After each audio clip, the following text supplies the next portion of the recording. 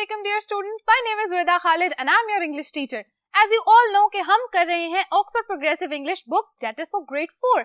Grade 4 आज हम करने वाले हैं इंग्लिश में एक मजेदार सा यूनिट और उस यूनिट का करने वाले हैं लेसन नंबर 3. चलते हैं बोर्ड की तरफ जहां आज का लेसन स्टार्ट करते हैं.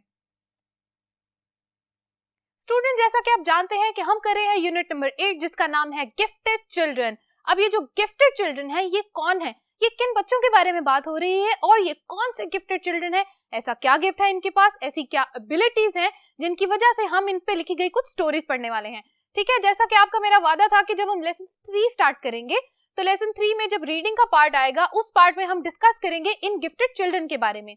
आज मैं आपको बताने वाली हूँ कि इन गिफ्टेड चिल्ड्रन के बारे में जो अकाउंट यानी कि जो टेक्स्ट यानी जो स्टोरीज लिखी जाती हैं, जो इंफॉर्मेशन लिखी जाती है उसको क्या कहते हैं.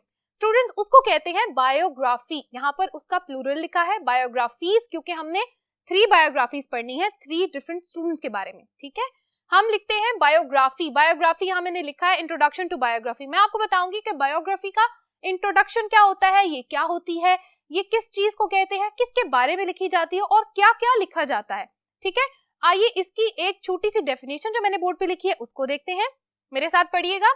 A piece of writing that is written about a person's life by someone else. जैसा कि मैं किसी के भी बारे में लिखना चाहती हूँ, it can be any person in the world. It can be your mother, your father, कोई आपका sibling, कोई आपका friend. It can be anybody in the world. लेकिन किसी human के बारे में आप अगर लिखना चाह रहे हैं या लिखी हुई कोई चीज पढ़ रहे हैं जो कि उस ह्यूमन लाइफ के बारे में हर चीज आपको बताती है, वो इंसान कब पैदा हुआ, when was he or she born, उसने कहाँ से अपनी स्टडीज की, उसने किस एज में क्या काम किया, वो कहाँ रहता था, उसके क्या दोस्त थे, और सब चीजें किसके बारे में होनी चाहिए. एग्जैक्टली वो सब चीजें होनी चाहिए सिर्फ उस एक शख्स के बारे में यानी उस एक पर्सन के बारे में. ठीक है, तो इस तरह की राइटिंग को हम कहते हैं बायोग्राफी. हमने यहाँ पर पढ़ा कि ऐसा पीस ऑफ राइटिंग जो कि किसी पर्सन्स लाइफ के बारे में यानी किसी की जिंदगी के बारे में लिखा जा रहा है. और एक मैं पॉइंट यहाँ ऐड करती चलूं, ना सिर्फ जिंदगी के बारे में, अगर हम फॉर एग्जांपल किसी ऐसी शख्सियत के बारे में, ऐसी पर्सनालिटी के बारे में लिख रहे हैं जो कि अब इस दुनिया में नहीं है, ठीक है, जैसे कायद आजम मोहम्मद अली जनाब फॉर एग्जांपल, तो हम लिखेंगे कि उनकी डेथ कैसे हुई.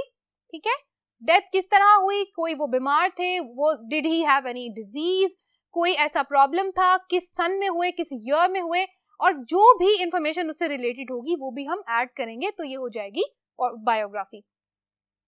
It is always written by somebody else, कोई और लिखता है. ठीक है, उसको कहते हैं बायोग्राफी. अब देखें, biographies you might have studied और हर्ड और रेड अबाउट. अब देखें, आपने कोई स्टोरीज ऐसी सुनी होंगी जो आपको नहीं पता, कुछ मूवीज ऐसी देखी होंगी लेकिन आपको तब नहीं पता था कि ये एक्चुअली है क्या, वो क्या थी, वो मूवी किसी की पूरी लाइफ के बारे में थी. अब यहाँ कुछ एग्जाम्पल्स मैंने बोर्ड पे लिखी हैं, उनको मेरे साथ देखिएगा. आप सबने देखी होगी, इंडियन मूवी है, this is 3 idiots. Exactly the same movie. इस मूवी में क्या था, इस मूवी में किसी एक शख्स के बारे में सारी बात की गई थी और उसकी बात कौन बता रहा था, एग्जैक्टली उसके दोस्त बता रहे थे उसकी पूरी लाइफ हिस्ट्री के, वो कहाँ पैदा हुआ, कैसे आया, कॉलेज में कैसे आया, स्कूल में कैसे आया, क्या पढ़ा, किसकी जगह पढ़ा, everything, the whole information was about one person. एक बंदे की इंफॉर्मेशन थी और किसने लिखी, किसी और ने, तो ये हो गई बायोग्राफी. उसके बाद बात करते हैं द ग्रेटेस्ट मोहम्मद अली जो द बॉक्सर हैं. आप पिक्चर में यहाँ देख रहे हैं जो बॉक्सर मोहम्मद अली हैं. एग्जैक्टली ये जो बॉक्सर हैं इनके बारे में बहुत सारी बुक्स लिखी गई हैं, मूवीज दी हैं. आप यूट्यूब पे सर्च कर सकते हैं, आप गूगल पे सर्च कर सकते हैं, या अपने पेरेंट्स को कहें कि आपको एक the great Muhammad Ali boxer के बारे में एक छोटी बुक ला के दें जिसको आप बिल्कुल पढ़िएगा, वो बायोग्राफी होगी. हेलन केलर बेसिकली एक यंग ऑथर थी. इन्होंने बहुत सारी बुक्स लिखी. She was actually blind. ठीक है, वो देख नहीं सकती थी, लेकिन इन्होंने स्टूडेंट एजुकेशन के लिए बहुत कुछ किया. इनके बारे में बहुत सारी मूवीज भी बनी हुई हैं, बहुत सारी आपको वीडियोस यूट्यूब पे मिलेंगी और इनसे रिलेटेड बहुत सारी बुक्स भी हैं. आप अपने पेरेंट्स से कहिएगा कि आपको इस दफा की बुक शॉपिंग के अंदर कुछ बायोग्राफीज भी जरूर खरीद के दें. ठीक है स्टूडेंट्स, तो ये हमने आपको कुछ एग्जाम्पल्स दी. इसके साथ मजीद एग्जाम्पल्स अगर आप कुछ सर्च करना चाहते हैं तो वीडियो को अभी पॉज करें और गूगल पे जाके सर्च करें और आपको वहां बहुत सारी बायोग्राफीज फॉर स्टूडेंट्स मिल जाएंगी. Thank you so much for doing that students. अब हम चलते हैं बोर्ड के अगले हिस्से की तरफ जहां आज का काम हम एक्चुअली स्टार्ट करने वाले हैं. ठीक है, सो स्टूडेंट्स आज का काम है exercise number 1. Read the text about a musician, a young university student and chess player. हमने आपसे बात की थी कि 3 बायोग्राफीज आज हम पढ़ेंगे.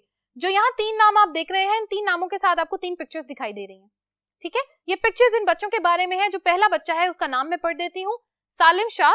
ही is an 11 years old boy, 11 साल का एक बच्चा है। यूएई नेशनल चेस चैंपियन के अंदर इसने चैंपियनशिप ये जीती है। क्यों? चेस खेलता है, ठीक है। आप इसके बारे में जो टेक्स्ट आपको आपकी बुक में दिया गया है, वीडियो को अभी पॉज करें और इस टेक्स्ट को पढ़ के मेरे पास वापस आए। Thank you so much students, I hope आप पार्ट 1 कंप्लीट कर चुके हैं। बायोग्राफी नंबर 2 को रीड कीजिएगा मेरे साथ। ये है जेनिफर पाइक के बारे में, जो कि एक 12 year old वायलिन प्लेयर है, ठीक है।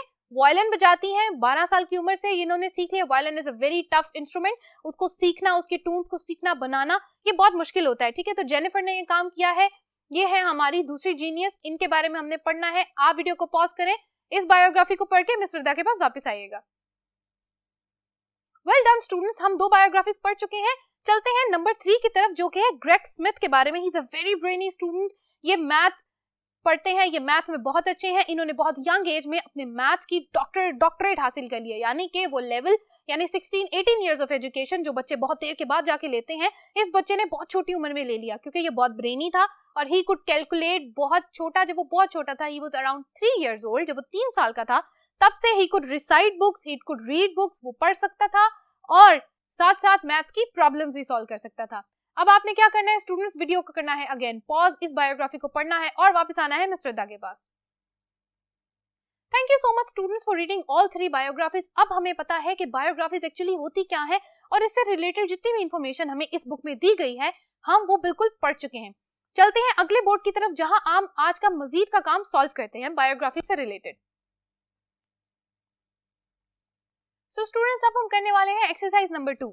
एक्सरसाइज नंबर 2 किस बारे में? एक्सरसाइज 2 बताती है हमें choose a title for each. हमारे पास 3 टाइटल यहाँ दिए गए हैं और हमने पढ़ी हैं 3 बायोग्राफीज। अब आपका काम ये है कि आपने क्या करना है, इन टाइटल्स को पढ़कर अपने माइंड में लाना है कि ये टाइटल किस बायोग्राफी के ऊपर अटैच कर सकते हैं हम, किस बायोग्राफी के ऊपर ये रिलेट कर रहा है, ठीक है। आइए इसको पढ़ते हैं। Number 1 is making a difference. Number 2 I know the moves. Number 3 fiddling genius. अब आपने देखना है कि कौन सा टाइटल किस बायोग्राफी के लिए फिक्स होता है, उसको करें। एक मैं आपके साथ सॉल्व कर देती हूँ, बाकी 2 आप खुद सॉल्व करेंगे। Number 1 is making a difference. अब वो कौन सी बायोग्राफ, हमने 3 बायोग्राफीज पढ़ी, अब वो कौन सा ऐसा स्टूडेंट था जिसके ऊपर ये टाइटल फिक्स होता है? Exactly. Now let's go, pause the video and do the next 2। Thank you so much for doing it students, I hope आप ये काम कर चुके हैं। अब बात करते हैं एक्सरसाइज नंबर 3 की। आपने अगर ये बायोग्राफीज अभी तक नहीं पढ़ी तो इस वीडियो को पॉज करें, बायोग्राफीज को पढ़ के दोबारा मेरे पास आए, ताकि अब मेरे साथ मिलके आप कॉम्प्रिहेंशन के क्वेश्चन आंसर सॉल्व कर सके। स्टूडेंट्स, मैं ये पढ़ देती हूँ आपको क्वेश्चन आंसर्स। यहाँ पर लिखे हैं मैंने क्वेश्चंस, आंसर्स के लिए मैंने स्पेस छोड़ दी है। जैसे जैसे मैं क्वेश्चंस पढ़ूंगी आप मुझे साथ साथ उनके आंसर्स बताएंगे और हम इनको यहाँ बोर्ड पे लिखते जाएंगे। Question number 1 is who likes to play tennis. अब तीनों बायोग्राफीज जो हमने पढ़ी हैं, तीनों स्टूडेंट्स की, उनमें से किसको टेनिस खेलना पसंद था? Exactly, it was the girl Jennifer Pikes, ठीक है। Jennifer Pikes likes to play tennis, okay. Number 2, who was good at maths before the age of 4? वो कौन सा बच्चा था, वो कौन सा स्टूडेंट था जो 4 साल की उम्र से पहले, यानी before the age of 4, he was very good at maths. Exactly, it was our third child, Greg Smith. ठीक है, Greg Smith was good at maths before the age of 4. ठीक है। Number 3, who could speak when very young? वो कौन था जो बहुत छोटी उम्र में बोल सकता था? Exactly, let's write the answer. It was our third child, Greg Smith again.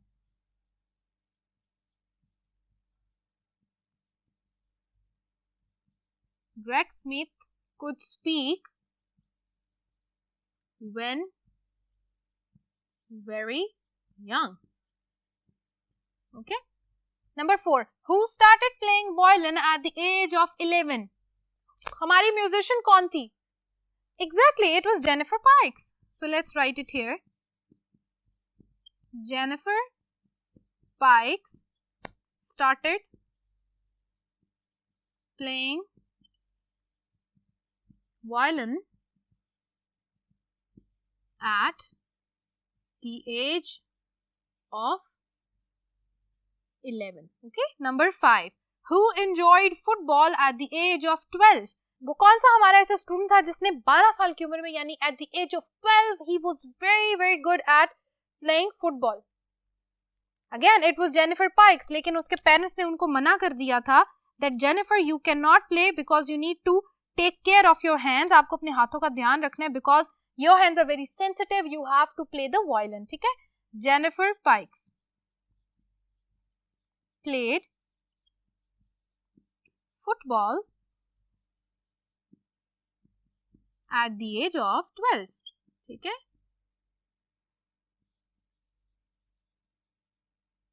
So students 5 questions हम कंप्लीट कर चुके हैं. चलते हैं अगले बोर्ड की तरफ जहां करते हैं मजीद कुछ क्वेश्चन इस कॉम्प्रिहेंशन के सॉल्व. ओके स्टूडेंट्स, बात करते हैं क्वेश्चन नंबर 6 एंड 7 की. Who won a competition at the age of 12? अब देखें किस बारे में बात हो रही है. किसने 12 साल की उम्र में कंपटीशन विन किया था, जो मैंने आपको लेसन के स्टार्ट में बताया था, UAE national chess championship. Exactly, it was our first student जिसका नाम था सालिम Shah.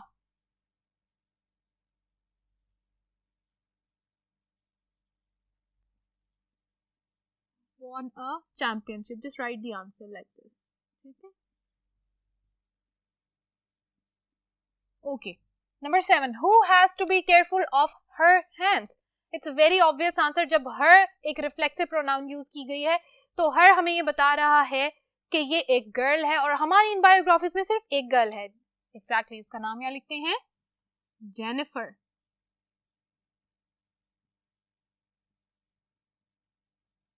Jennifer Pikes had to be careful of her hands. So students, आज का काम हमारा होता है यहाँ खत्म, लेकिन ये लेसन अभी खत्म नहीं हुआ. आप देखेंगे इससे रिलेटेड एक अगली वीडियो, जिस वीडियो में हम कंप्लीट करेंगे लेसन 3 की मजीद exercise. Thank you so much for watching and do not forget to watch the next video. अल्लाह हाफिज.